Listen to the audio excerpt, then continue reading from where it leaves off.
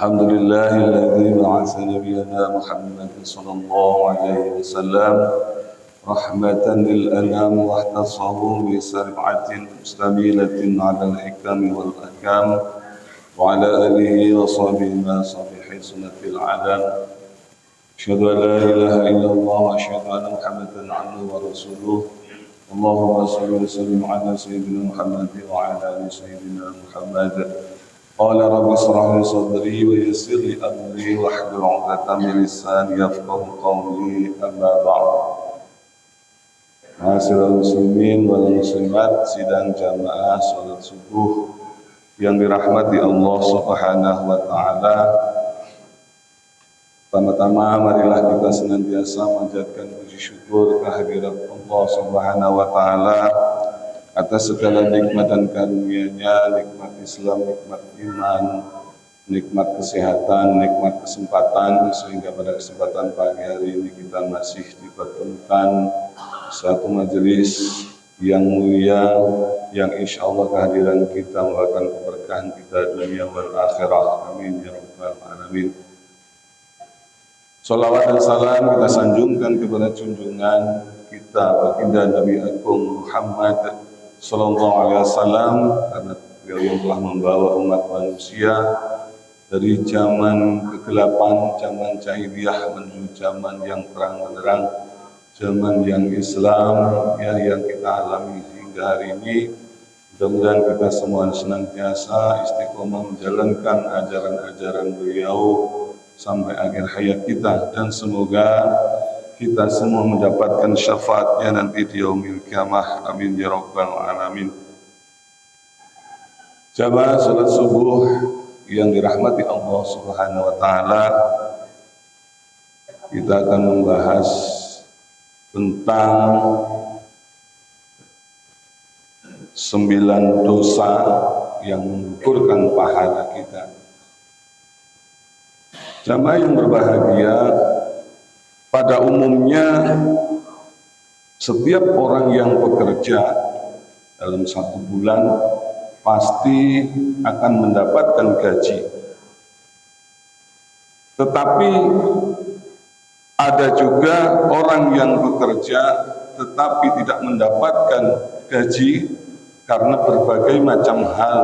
Ya, misalnya dia melakukan kesalahan, ataupun gaji yang ia terima lebih kecil daripada pengeluarannya, atau dalam peribahasa itu lebih besar pasak daripada tiang. Jadi jumlah gajinya tidak sesuai dengan apa yang ia butuhkan, sehingga dia tidak mendapatkan apa-apa di dalam ia bekerja. Boleh dikatakan dia hanya kerja bakti. Nah, begitu juga dalam hal ibadah yang akan kita bahas pada pagi hari ini. Dalam hal misalnya kita sholat kita sudah sesuai dengan syariatnya, rukun dan syaratnya sudah kita laksanakan, tetapi ia tidak memperoleh apa-apa, artinya sholatnya tertolak, ia tidak mendapatkan pahala, sholatnya hanya menggugurkan kewajiban saja. Ada juga orang yang berpuasa tetapi dia hanya mendapatkan lapar dan dahaga saja karena ia melakukan kesalahan tanpa ia sadari. Ada juga orang yang bersedekah, dia tidak mendapatkan apa-apa karena atas kesalahannya sendiri yang ia lakukan, maka ia adalah kehilangan pahala. Nah, dalam hal ini, agar kita dapat meraih pahala sebaik-baiknya sesuai dengan amal ibadah yang kita lakukan, maka kita wajib mengetahui hal-hal yang sanggup menggugurkan pahala kita. Nah, apa 9 jenis dosa yang sanggup menggugurkan pahala kita sampai hari ini. Kita harus pahami. Yang pertama adalah meninggalkan sholat asar atau sholat wusta dengan sengaja, meremehkan waktunya, menunda-nunda sehingga ia terlewat waktunya. Karena waktu sholat asar ini waktu yang sangat krusial.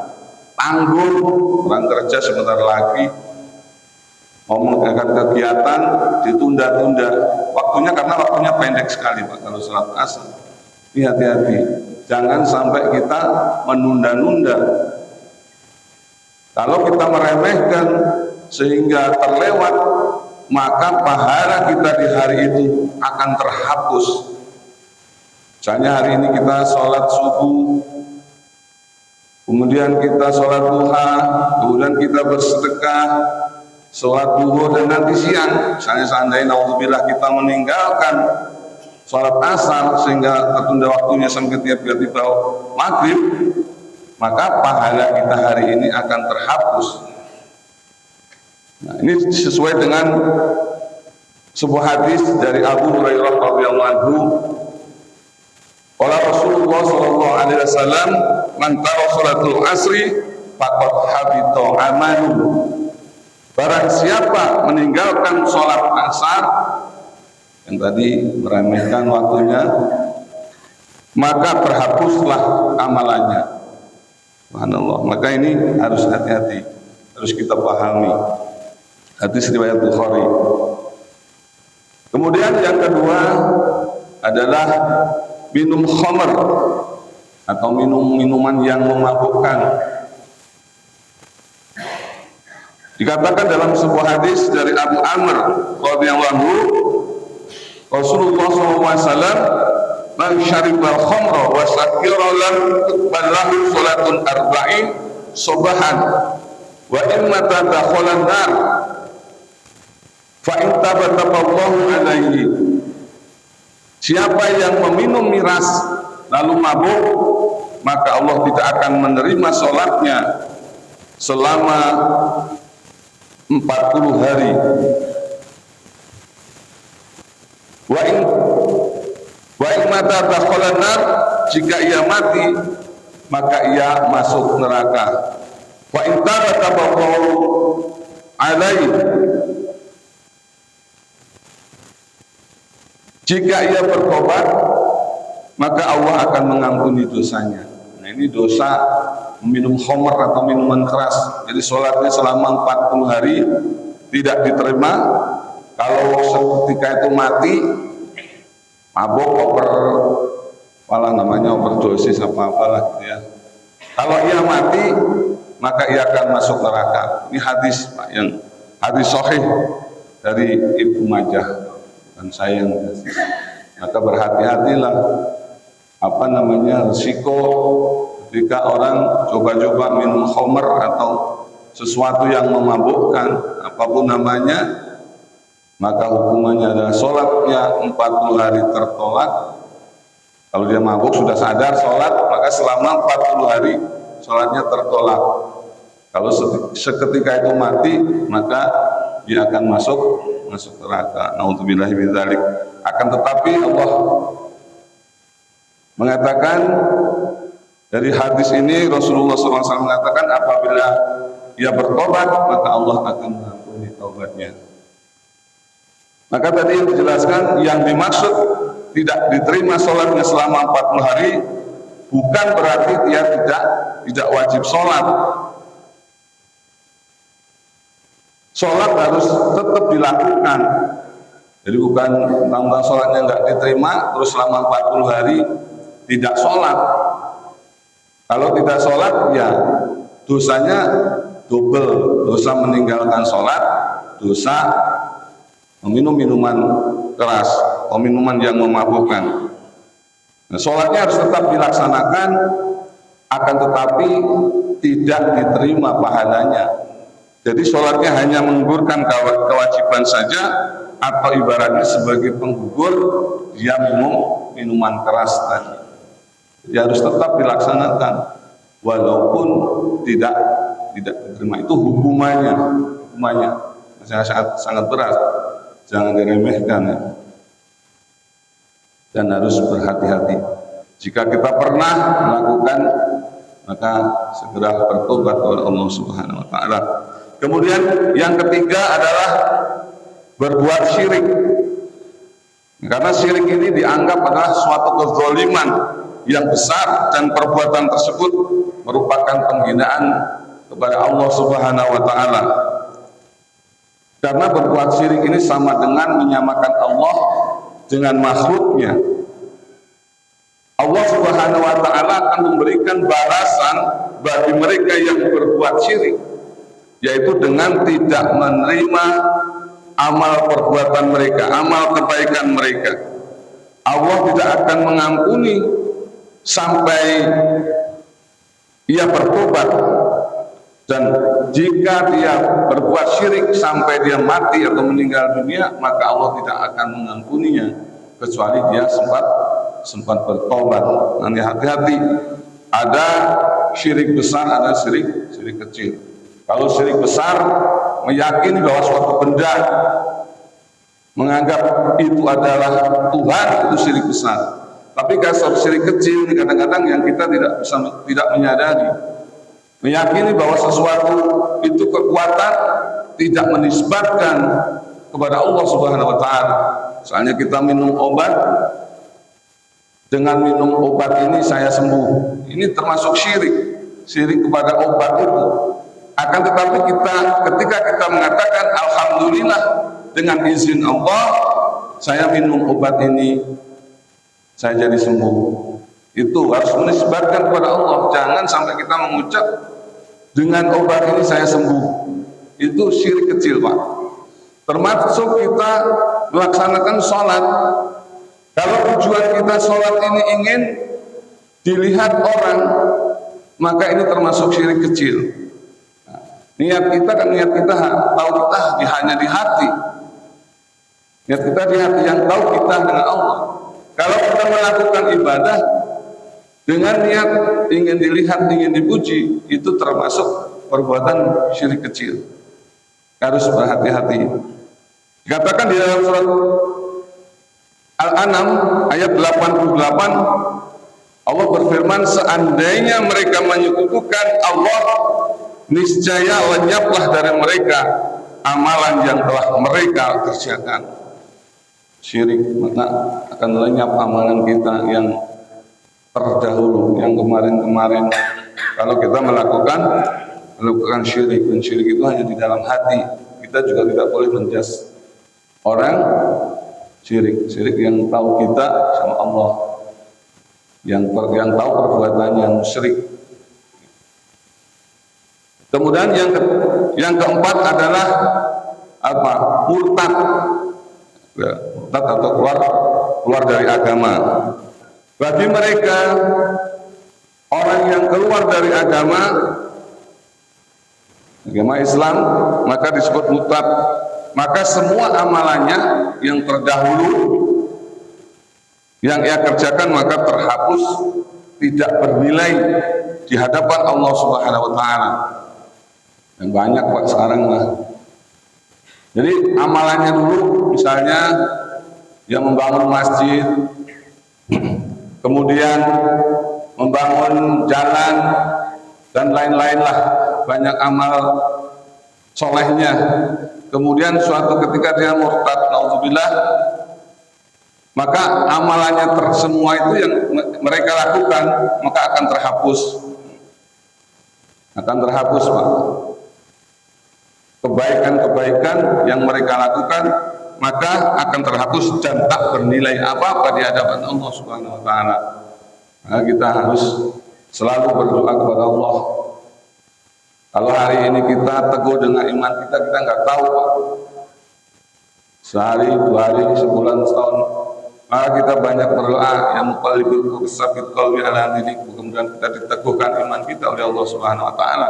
Banyak contoh, banyak kita melihat orang, ya banyak Pak, walaupun dia ada kiai yang murtad, Apalagi orang biasa keluar dari Islam, ada artis yang dulu misalnya agamanya Islamnya kuat, tapi tiba-tiba murtad. Alhamdulillah, kita banyak berdoa kepada Allah, semoga kita diteguhkan iman kita, Islam kita. Dan selalu kita berpesan, janganlah sekali-kali kamu mati melainkan dalam keadaan Islam.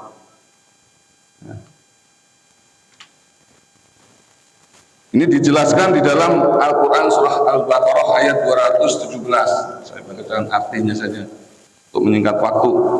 Barang siapa di antara kalian yang murtad dari agamanya kemudian mati dalam keadaan kafir, maka mereka itulah orang-orang yang terhapus amalannya baik di dunia dan akhirat, dan mereka itulah penghuni neraka, mereka kekal berada di dalamnya. Silakan nanti dicek surat Al-Baqarah ayat 217.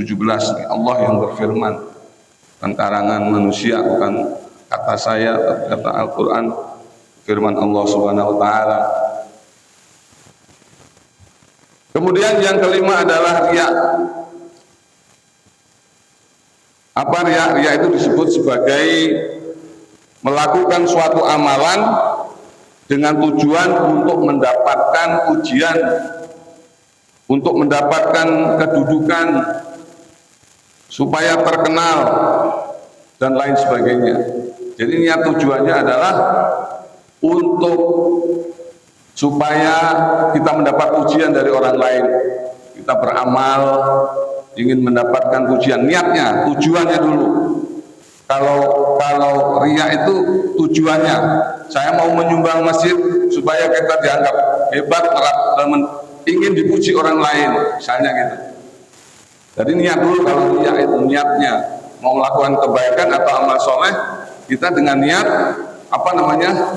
ingin dipuji orang lain, ingin mendapatkan pujian. Itu yang disebut riya. Yang kedua, kemudian yang selanjutnya adalah sum'ah. Bedanya riya sama sum'ah, kalau riya itu akan melakukan suatu perbuatan tujuannya ingin mendapatkan pujian. Kalau sum'ah, kita sudah melakukan perbuatan amal soleh, kebaikan, kemudian kita ceritakan kepada teman kita, saudara kita, ya dengan harapan agar supaya kita dipuji. Kemarin saya itu nyumbang bikin jembatan tuh 500 juta. Nah, itu dengan harapan supaya kita didapat pujian. Nah, itu semua amal kita itu nanti akan terhapus. Sebagaimana diterangkan di dalam hadis qudsi, Allah Subhanahu wa taala berfirman yang artinya, aku paling tidak butuh pada sekutu-sekutu. Barang siapa yang beramal sebuah amal kemudian dia menyekutukanku di dalamnya, maka aku tinggalkan dia dan syiriknya. Ini hampir sama dengan tadi syirik yang saya jelaskan. Jadi syirik, riya, sum'ah itu sama dengan adalah menyekutukan Allah, dengan syirik kecil. Kalau syirik besar kan menganggap suatu benda itu Tuhan, misalnya patung atau pohon kurma itu disembah misalnya, itu syirik besar. Kalau syirik kecil ada perbuatan-perbuatan menyamakan sesuatu kekuatan sama dengan selain Allah. Nah, itu disebut syirik kecil. Maka apabila kita melakukan hal itu, maka akan terhapuslah amal-amal kita yang telah kita lakukan. Nah, ini harus berhati-hati. Nah, karena waktunya sebentar lagi, saya singkat. Kemudian yang ketujuh adalah alman. Alman ini adalah mengungkit-ungkit sedekah, atau al-adza, menyakiti perasaan tatkala kita bersedekah. Menyakiti perasaan, maka ketika kita bersedekah, kita mengucapkan kata-kata yang menyakiti orang yang telah kita bersedekah. Contoh misalnya, aku telah memberimu sedekah, maka berbuat baiklah kepadaku. Yang lain kata-kata yang menyakiti. Sudah memberi tapi mencela misalnya gitu. Nah, itu termasuk akan menghapus sedekah kita. Yang ketujuh itu alman. Kemudian Ini dijelaskan di dalam Al-Quran surah Al-Baqarah ayat 264. Silakan nanti dibaca. Yang kedelapan adalah berdukun atau pergi ke paranormal, sebagaimana hadis man ata'arrafa fasa'alahu an syai'illam tuqbalahu sholatun arba'ina lailah. Barang siapa yang mendatangi dukun atau paranormal atau apa namanya, lalu ia bertanya tentang sesuatu, nasib, masa depan dan lain sebagainya, atau hoki dan lain sebagainya, maka tidak diterima sholatnya selama 40 hari. Sama, sholatnya hanya menggugurkan kewajiban saja. Dia tidak mendapatkan pahala karena tertolak. Kemudian yang kesembilan adalah bersumpah atas nama Allah tentang hal pengampunan atau yang lainnya. Di dalam sebuah hadis Rasulullah SAW pernah mengatakan, ada seseorang berkata, contohnya, demi Allah, Allah pasti tidak akan mengampuni si fulan.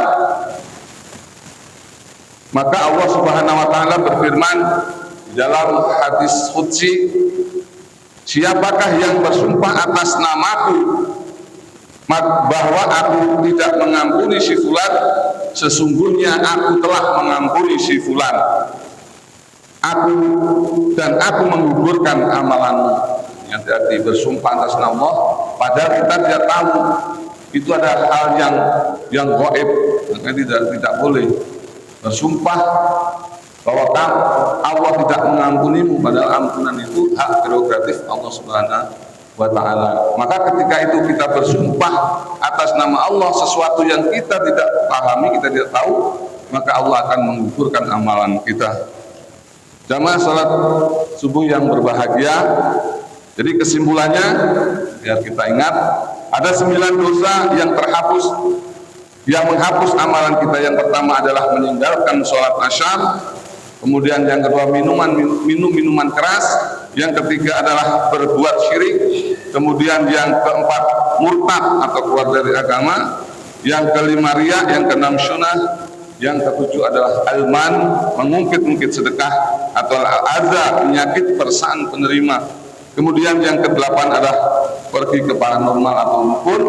Kemudian yang kesembilan adalah bersumpah atas nama Allah tentang hal pengampunan atau hal yang lain atau hal-hal yang gaib.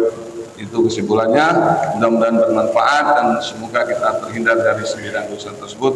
Insyaallah, kurang lebihnya mohon maaf. Assalamualaikum warahmatullahi wabarakatuh.